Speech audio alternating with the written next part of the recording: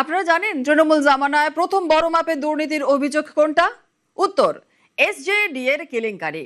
শিলিগুড়ি জলপাইগুড়ি উন্নয়ন পর্ষদকে ঘিরে প্রায় 200 কোটি টাকার নয়ছয়ের অভিযোগ, যার সঙ্গে নেতা মন্ত্রী বিধায়ক থেকে আইএএস সবার নাম জড়িয়েছিল। এবার সেই দুর্নীতির ফাইল খোলার পালা। যেখানেই দুর্নীতি আছে সেখানে আমাদের একটা এনকোয়ারি কমিটি আমরা করছি পুলিশকে সঙ্গে নিয়ে, এবং এর তদন্ত হবে।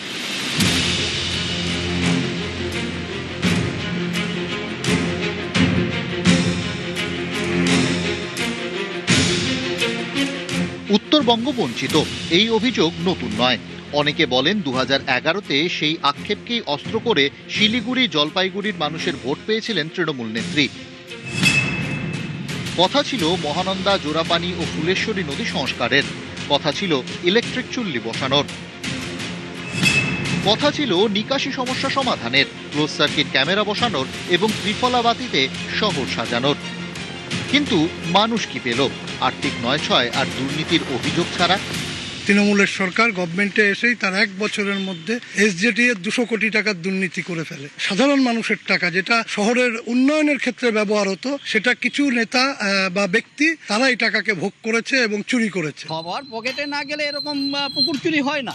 মুখ বন্ধ রাখার জন্য অনেকের পকেটেই বেশ ভালো কালো টাকা ঢুকে গিয়েছে। তদন্ত হোক, তদন্ত করে যে সমস্ত কালপিট এর সঙ্গে জড়িত তাদের দৃষ্টান্তমূলক সাজা হোক।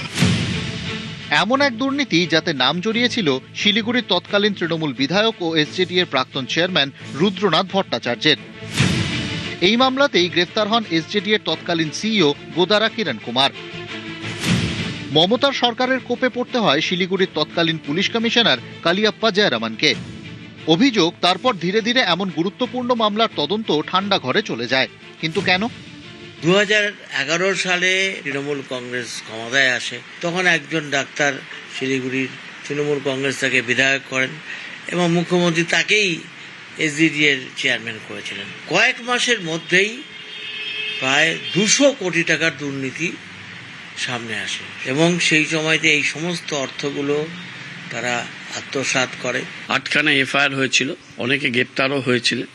একটি মামলায় বোধহয় চার্জশিটও তো দেওয়া হয়েছে, কিন্তু বাকি মামলায় চার্জশিট এখনও মনে হয় দেওয়া হয়নি। পরবর্তীকালে পুলিশ থেকে বিষয়টি সিআইডির কাছে যায়। এখন নতুন সরকার এসছেন, এখন তারা তাদের মতো করে কি করবেন এ ব্যাপারে আমার কোনো জানা নেই। অনেকের মতে তৃণমূল ক্ষমতা হারাতেই প্রাতিষ্ঠানিক দুর্নীতির প্যান্ডোরার বাক্স খুলে গেছে। তাতে নিচের দিকেই রয়েছে এসজেডি এর দুর্নীতির ফাইল। এতদিনের ধুলো ঝেড়ে ফেলে এবার কোন পথে এগোবে তদন্ত? ধরা পড়বে অধরা থেকে যাওয়া বড় মাথারা? এই প্রশ্নই ঘুরপাক খাচ্ছে মহানন্দার পারে। নিউজ 18 বাংলা।